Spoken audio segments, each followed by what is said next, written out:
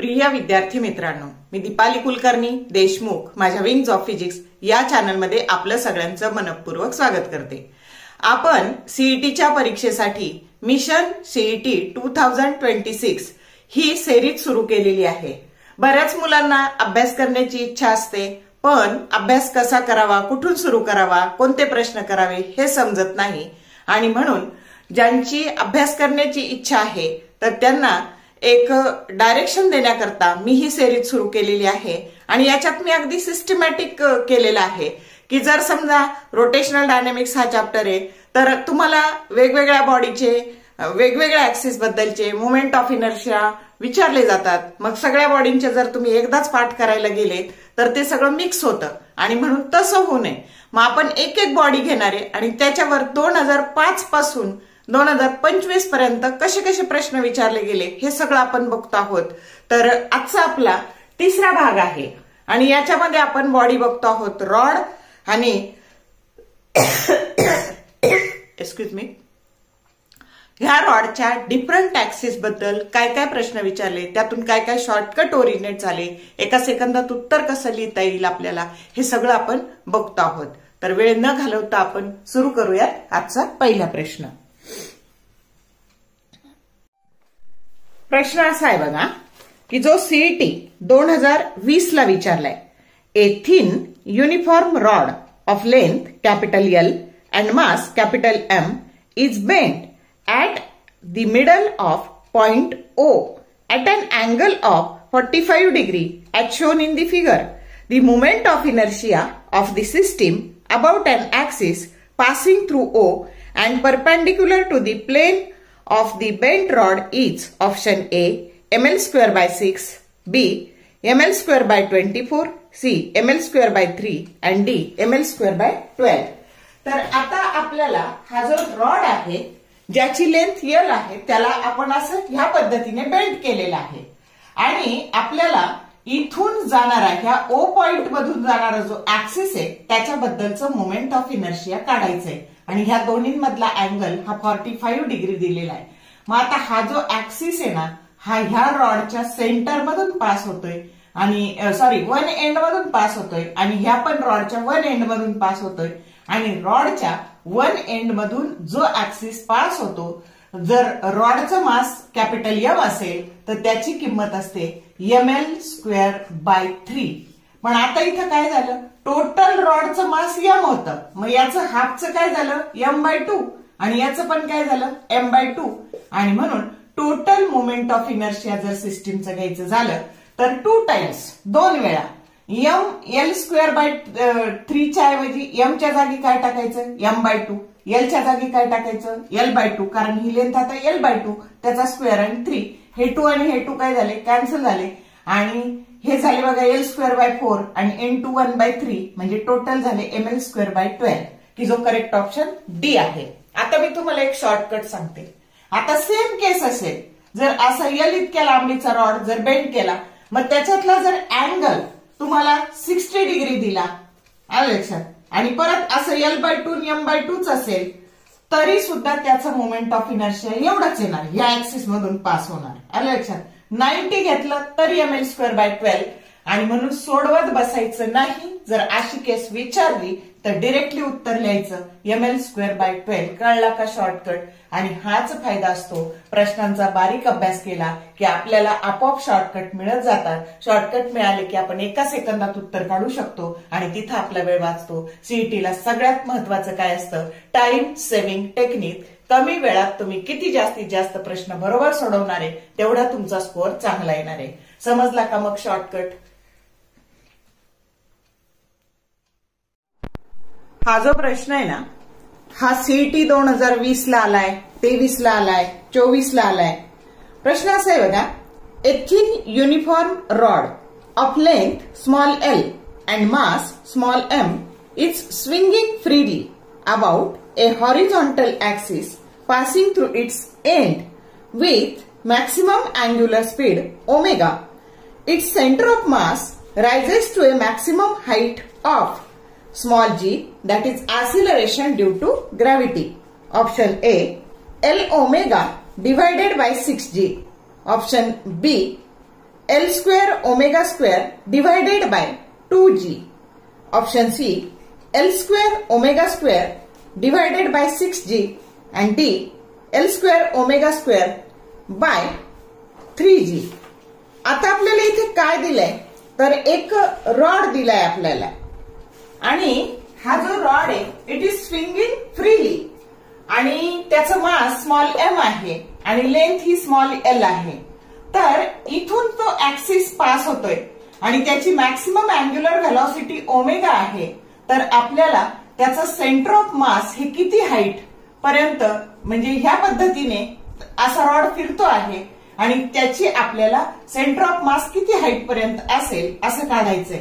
मग आता conservation of energy नुसार याची पोटेन्शियल एनर्जी हे असं वर जाते, म्हणजे पोटेन्शियल एनर्जी इन्क्रीज होणार आहे आणि कायनेटिक एनर्जी त्याची डिक्रीज होणार आहे.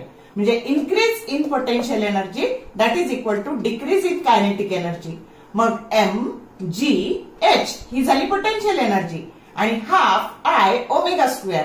मग आता इथून जो हॉरिझॉन्टल ऍक्सिस जातोय तो रॉडच्या एका एंड मधून जातोय आणि त्याचं मोमेंट ऑफ इनर्शिया येणार आहे ml स्क्वेअर बाय 3. पहिल्या भागात हे आपण पाहिलेलं आहे. तर मग आता बघा आपल्याला ही हाईट काढायची आहे की सेंटर ऑफ मास किती हाईटवर गेलेला असेल. तर हे m आणि हे m काय झालं, कॅन्सल झालं. त्यानंतर हे h हे g इकडे ट्रान्सफर केले, 3 2 जा 6 झाले आणि म्हणून L square omega square divided by 6g की जो करेक्ट ऑप्शन सी आहे. आता बघा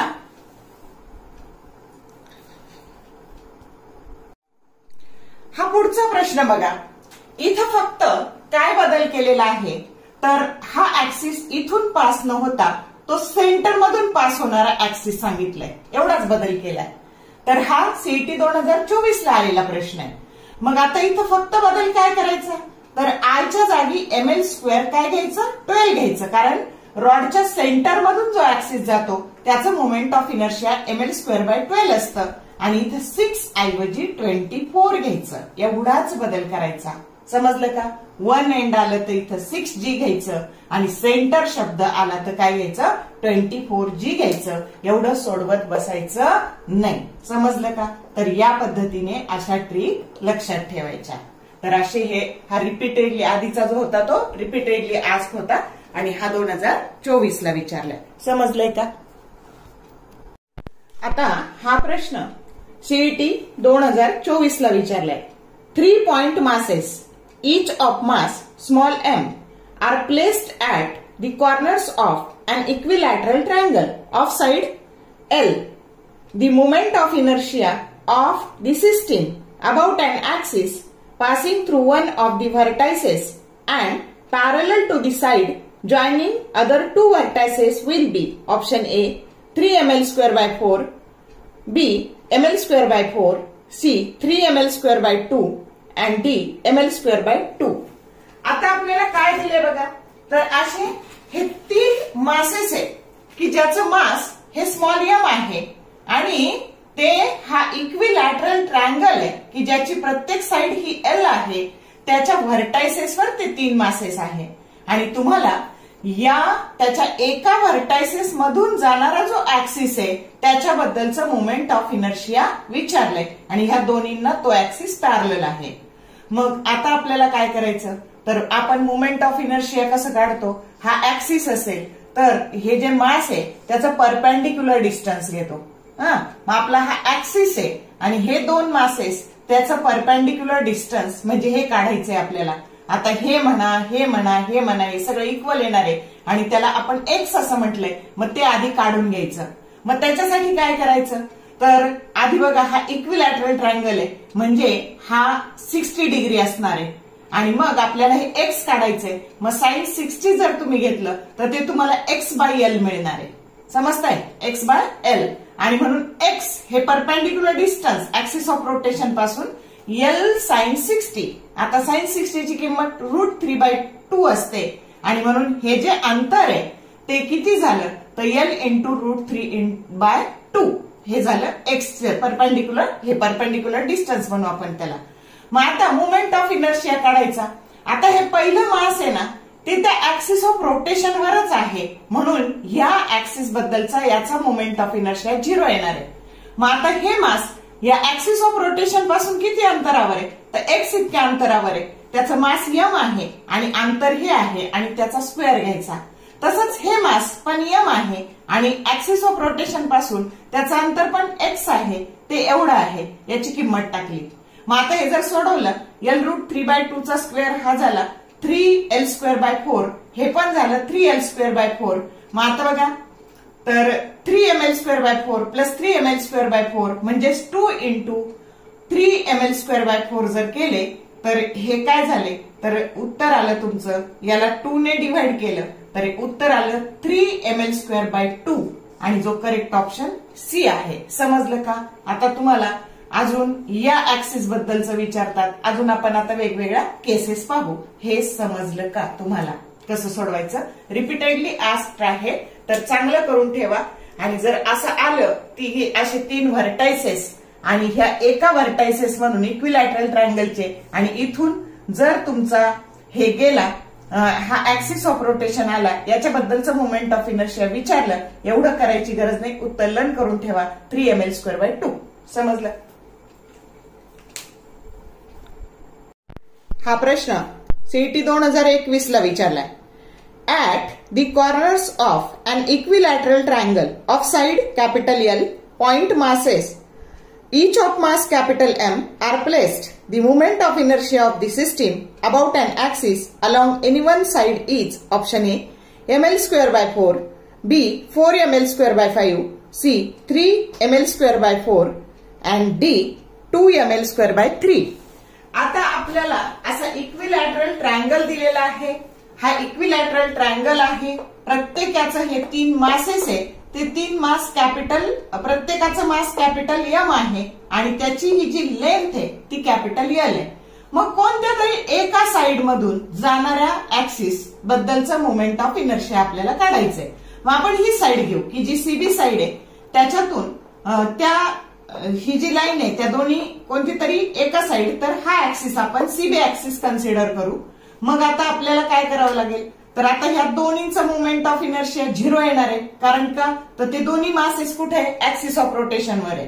परपेंडिक्युलर डिस्टन्स 0 आल्यामुळं याचं मोमेंट ऑफ इनर्शिया ह्या ऍक्सिस बद्दल 0, या मासचं पण 0. मग आता फक्त ह्या मासचं शोधायचं. मग आता हे परपेंडिक्युलर, हा ऍक्सिस ऑफ रोटेशन आणि हे परपेंडिक्युलर डिस्टन्स एक्स, आधी ते शोधू आपण. मग आता इक्विलॅटरल ट्रायंगल असल्यामुळं हा अँगल 60 डिग्री आहे आणि साइन 60 बरोबर x/L आलं. मग आता x बरोबर L साइन थिटा. मग आता बघा, हे साइन 60 डिग्री असतं √3/2. मग आता मोमेंट ऑफ इनर्शिया फक्त याचं, ह्या एका मासचं मास आणि हे परपेंडिक्युलर डिस्टन्स त्याचा स्क्वेअर. मग आता हा झाला 3L²/4 याचा स्क्वेअर, आणि म्हणून मोमेंट ऑफ इनर्शिया झाले बघा ह्या कोणत्या तरी एका बाजूतून. मग कोणती घ्या तुम्ही, ही घ्या, सेमच येणार आहे. उत्तर आलं 3ml²/4 की जो करेक्ट ऑप्शन सी आहे. समजलं का?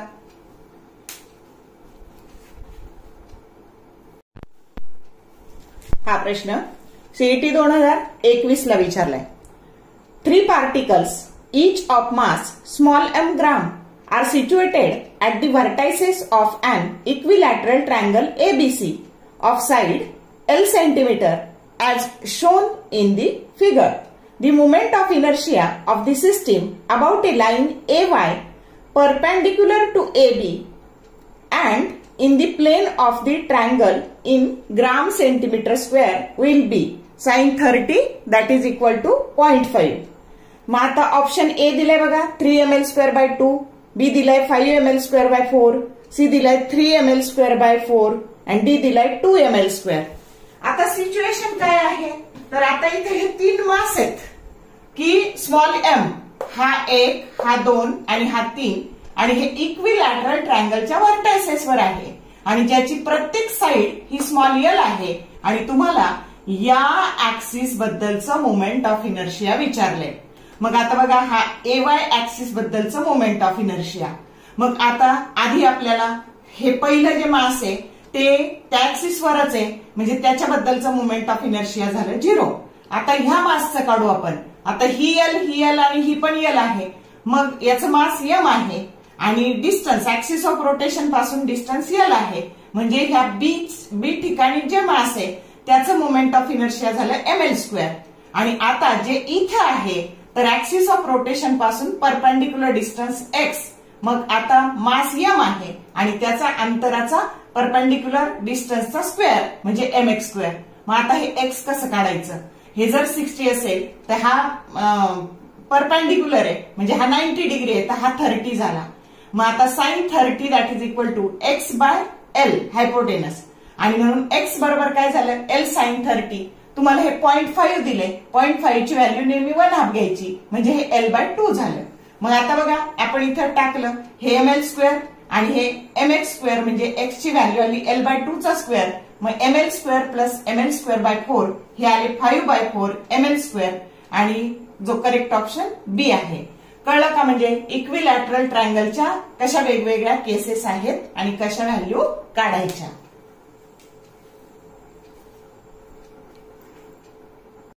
हा प्रश्न सीईटी 2024 ला विचारलाय. 3 thin rods, each of mass capital M and length capital L are placed along X, Y and Z axis which are mutually perpendicular. One end of each rod is at origin. Mi of the system about Z axis is option A 3 ml square by 4, B 2 ml square by 5, C 2 ml square by 3 and D 3 ml square by 5. तर आता situation कशी आहे? तर हे 3 rod आहेत. हा पहिला rod हे बघा जो एक्स ऍक्सिसला आहे, हा दुसरा रॉड जो अलॉंग वाय ऍक्सिस आहे आणि झेड हा तिसरा रॉड हा जो अलॉंग झेड ऍक्सिस आहे. प्रत्येकाचं मास कॅपिटल एम आहे आणि प्रत्येकाची लेंथ एल आहे. मग आता झेड ऍक्सिस बद्दलचं मोमेंट ऑफ इनर्शिया शोधायचं. मग आता या रॉड बद्दलचं म्हणजे I3 म्हणूयात आपण त्याला, तर तो जर ऍक्सिस ऑफ रोटेशन वरच आहे तर त्याचं मोमेंट ऑफ इनर्शिया 0 येणार आहे. हे 0 झालं. आता हे जे दोन्ही रॉड आहेत त्या दोन्ही रॉडचा एंड तिथे येतो आहे. आलं का लक्षात? या रॉडचा एंड आणि ह्या पण रॉडचा एंड. मग I1 जर काढायचं झालं तर तुमच्या रॉडच्या एंड मधून जो ऍक्सिस जातो त्याच्याबद्दलचं मोमेंट ऑफ इनर्शिया असतं ml स्क्वेअर बाय 3. मग याचं पण तेच आणि याचं पण तेच ml स्क्वेअर बाय 3 आणि मग टोटल सिस्टीमचं मोमेंट ऑफ इनर्शिया घ्यायचं.